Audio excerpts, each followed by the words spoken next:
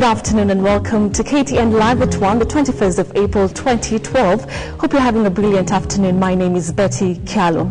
Now, uncertainty clouds ODM Deputy Party Leader Mudavadi exit strategy from the party. Mudavadi, who has sent signals of ditching ODM, is yet to announce his next political moves. The Sabatier Member of Parliament says he is consulting widely, but his presidential bid remains in force. Mudavadi is touring Western Kenya today, where he is expected to meet various leaders before addressing a news conference. Samaru with the details. ODM Deputy Party Leader Mudavadi is in his Western Kenya backyard to prepare ground for today's meeting with civic leaders, professionals and elected members of parliament from the region. Mudavadi, touted to be on his way out of the Orange Party, is keeping his cards close to his chest, with his supporters guessing his next move. The Sabati MP says he's consulting widely across the country before deciding which way for his political future. Watu wanasema wanataka nitangaze haraka. Mimi najua hiyo ni sawa. Lakini nataka tusikizane kitu kimoja. Mashauriano ni ya muhimu sana. Lazima nishauri pembe zote za taifa. Mudavadi appeared to be eating into Prime Minister Raila Odinga's fabric and style of politics. In a direct salvo, Mudavadi says politics of self-praise is retrogressive.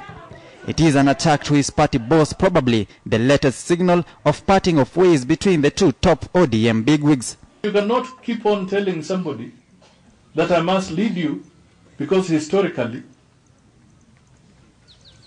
I did this and I did that. Hatuwezi kila mara ukisimama unataka utoe hadithi ya yaliyokuwa. Since ODM filed its registration documents with the old constitution that bars challenging the PM as the sole presidential candidate, Mudavadi has been pulling away, and not even pleas from a section of ODM MPs appears to stop him. We don't need people who are weaklings. You have to fight. You have to be strong. Hapana kila siku unalialia tu hakuna democracy, hakuna democracy. Sisi tungekuwa tunashinda hapa. Tunaingia na tunapita kila siku. Pana kwenda kulialia saa yote democracy. Kwa nini wewe usiwe mkali na wewe pia?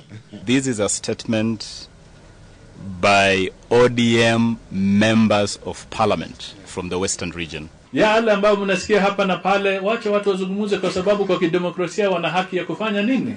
Ya kuzungumuza. Mudavadi meets Western Kenya leaders at Masinde Muliro University in Kakamega County in a second consultative meeting to seek their support and input before reaching a decision. Samogina, KTN Live at 1. Now, still on Mudavadi, our senior political reporter Aaron Cheng now joins us from Kakamega. Hello, Aaron. Hello, Betty, I can hear you. Thank you so much for joining us this afternoon. Probably we can start by you telling us what is currently happening. We are at Masinde Muliro University in Kakamega, where Deputy Prime Minister Mudavadi is expected any time from now to grace this occasion of Luya councillors. I would say councillors drawn from all the 4 counties in Western Province, that is Kakamega County, Busia County, Bungoma County, and from Vihiga County. They are all here and is expected to grace the occasion anytime soon. And of course, also there are some other officials who are here from NAT and the Luya Council of Elders. They are all here, and a group calling themselves opinion leaders from the Luya community. They are all here waiting for Musalia Mudavadi to arrive any time from now. Okay, and what is the mood? The mood is a bit. I would say it's mixed up, because since Musalia decided, or since he sent signals that he may be leaving ODM, there are a section of people here who are for the opinion that he should leave ODM. Others are saying probably what the move that he's making is not the right one. But I would say there's a mixed signal around here on whether or not Musalia should leave ODM. And of course, if you remember, a couple of days ago, there are a section of other Luya MPs who are also opposed to Musalia's departure from ODM. So I wouldn't say the whole area is leaning on one side. It's a 50-50 affair, if I may say so. Okay, now Mudavadi is in his home turf. How are people reacting to his presidential bid? Yeah, that's exactly what I was telling you. That it's a mixed signal. I remember last night we came here last night, and this occasion is a big occasion, and people were talking about even in the hotels where we were sleeping, and they were saying Musalia Mudavadi should weigh his options right because ODM is a party that nurtured him, and he's been with Raila Odinga for quite some time. And if he's sure that he's making the right move, yeah, well and fine. But other groups are thinking that probably his future outside ODM does not look promising, I might say so. So, to answer you correctly, Betty, it's not well written whether this group is for Musalia to leave ODM or for him to stay. Okay. Now he's meeting with Western Province civic leaders behind closed door. What do you think the outcome of the meeting will be? When? A couple of days ago, this event had been hyped that it is going to be the event where he's going to announce his next move politically. But through his handlers, the personal assistant and the communication officer, are saying Mudavadi is still weighing his options. And they are saying also that when he decides to make the move, it will be the right move. But yesterday, if you were aware, yesterday in his Sabatia constituency, he said something to Raila directly for the very first time. That in Swahili was saying that wakati wa vitendawili vimekwisha. In English, the time for parable is over. And you know probably Raila Odinga's style of campaign, he normally uses parables. So I think to that extent, I may say, if I'm reading the mood right, I think either today or any other time, I think Musalia has made up his mind that he's leaving ODM. Okay, and why do you think Musalia Mudavadi is actually not coming out and expressing maybe his what he wants, and even to say which party he hopes to go to? I think the reason why he's still not decided at this particular point is that he's not yet gotten the support base that he wanted. Because if you remember, people were saying he's a G7 project, others were calling him a Moi project. But we've seen that for the last few weeks, he's not been in good terms with the Raila Odinga. We've not seen him in company of very, very politicians who command a big following. We've not seen him with Ruto anywhere. We've not seen him with Uhuru Kenyatta somewhere. And I think probably he's still gathering his supporters. And by leaving people guessing on his next move, I think, in my opinion, is not the right thing, because people would gauge you as not a very decided person when you say you're not working with this person. Then if you are principled enough, you'd say, I'm leaving you and this is where I'm going, or I'm forming my own party, and this is where I'll be vying for my presidential bid. So I think, to answer you right, I don't know why exactly Mudavadi is weighing his options, and when he's going to decide this party I'm going to move to is actually not him by himself. All right, thank you so much, Aaron Ocheng. Of course, we'll be relying on you to give us more details in our subsequent bulletins. Well, moving on, presidential hopefuls William Ruto and Peter Kenneth have taken campaigns to Makueni and Kisii counties respectively in a bid to popularize their parties. Both leaders called on Kenyans to stay united, shun ethnicity and elect leaders with integrity. The two leaders who hope to become Kenya's next chief executives arrived in their campaign areas where they were received by their supporters. William Ruto was in Makueni County to popularize URP, while Peter Kenneth opened offices for his Kenya National Congress Party in Kisii County. During the campaigns, both leaders called on Kenyans to be watchful of political parties and politicians whose ideologies do not reflect national integration. Both echoed the fact that Kenya's next president should be accountable and able enough to steer Kenya to greater heights socially, economically, politically, and help Kenya achieve Vision 2030.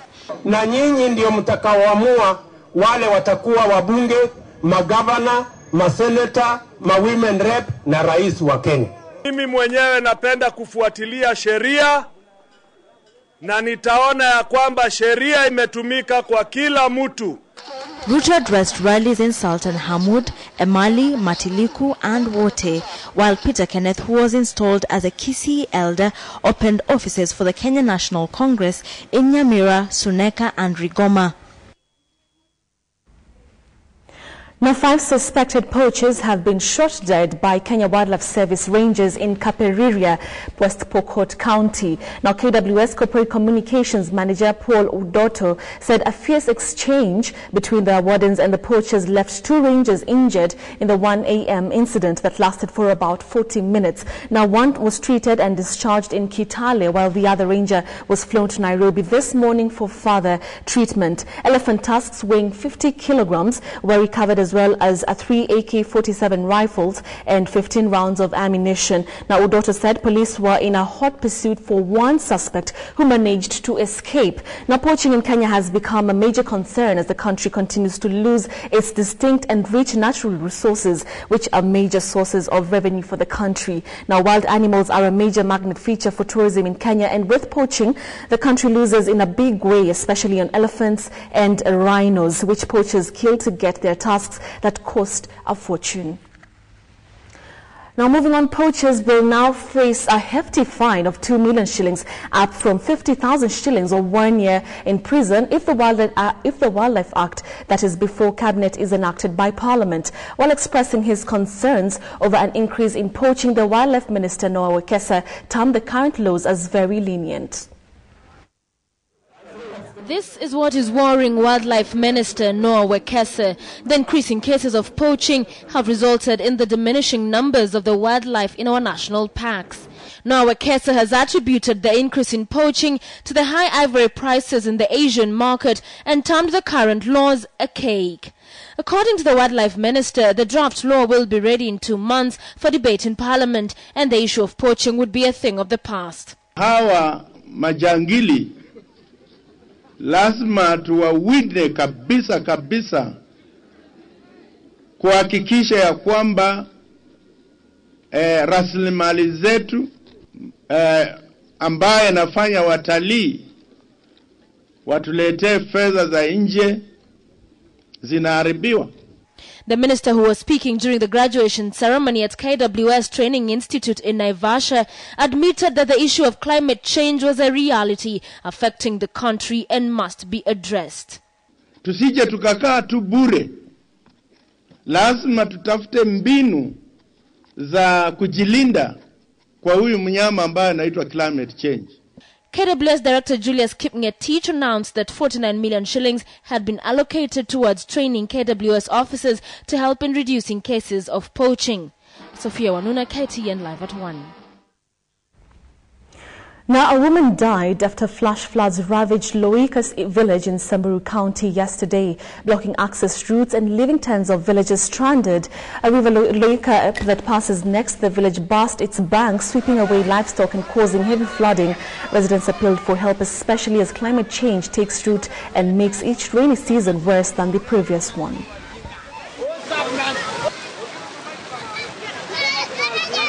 Kukinyesha laga inateremka, tuwezi vuka hata na watoto. Watu wamekuwa wakienda mpaka na maji. Serikali haishughuliki na sisi. Tungeomba hata hii kuwe baadhi ya mradi hata ya CDF. Ile pesa ya CDF at least itufanyie hii ikiwa kama mradi. Baadhi ya zile miradi wanafanya hii kuwe mradi moja, watuwekea daraja. Tutengeneze mahali pa kupita tu peke yake, mwenya mahali pa kupitia. Lakini serikali kama tutaendelea hivi, watakuwa kiomba kura zetu kwa sisi kwa raia. Na hivi ndio tunaumia kila wakati. Former Education Permanent Secretary James Ole Kiapi handed over his office to Professor George Godia, who takes over as Acting Education Permanent Secretary. He follows Kiapi's resignation to delve into active politics and contest the presidency. Kiapi will vie on a Restore and Build Kenya party, which is among 6 political parties that are fully registered. He launches the party on Sunday at the Kenyatta International Conference Center. The party's slogan is Kenya Yetu, Wajibu Wetu. His resignation is in line with the Political Parties Act 2011 that requires any public officer to relinquish office 7 months before elections if they intend to contest in the polls. Kiapi challenged the incoming permanent secretary to be vigilant and carry on with the education reforms. For the last 1.5 years, we have been, bringing about reforms in education, following the task force that the previous minister set last year. So we have that report ready.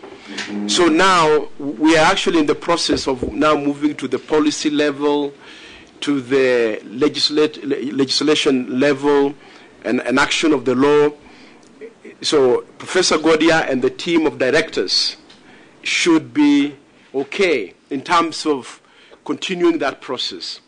So really, my charge to him is that he must keep his eye on the ball as far as the education reforms are concerned. Having worked here as Education Secretary, I was recruited by the Public Service Commission from the university 2004. So having worked here in those years, I believe I understand this ministry very well. And I believe, like James has said, the issue of teamwork is very critical. Let's now take a short commercial break. KTN Live at 1 will be back with more news.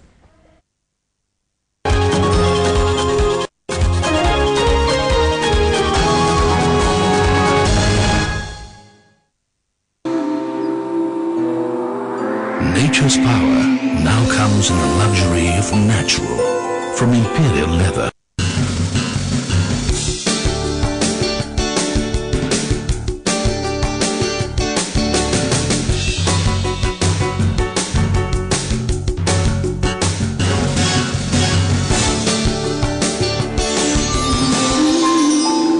Natural, from Imperial leather. Nature protects best.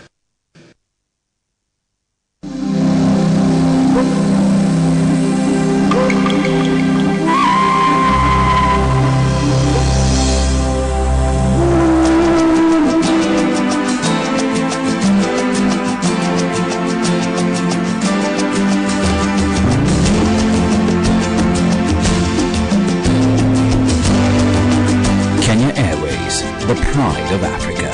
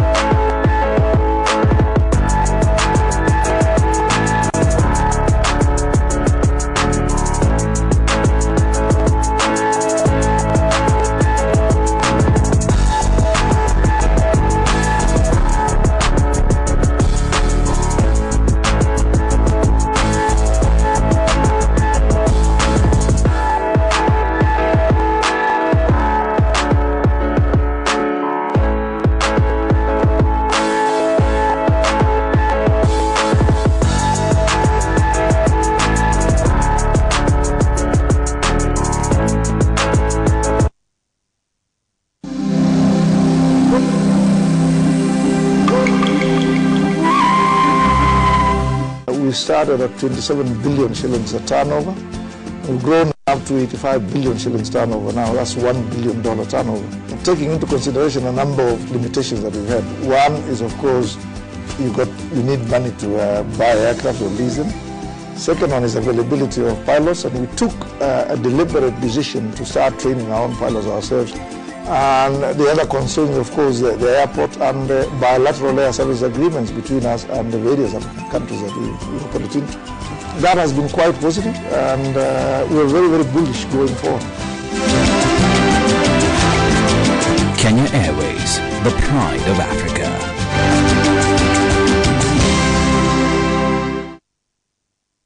That may be good enough for these germs, but germs are getting tougher. You need advanced protection.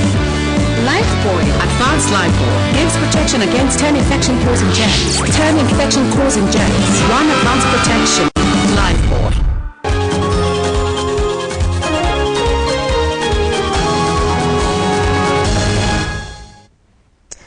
welcome back to KTN Live at 1. Now, Tourism Minister Dan Mwadso has expressed need for Kenya's tourism stakeholders to diversify the country's tourism products in order to attract more tourists. He said that the industry must adopt new and realistic market strategies, including a review of the traditional ones, if the sector is to realize its full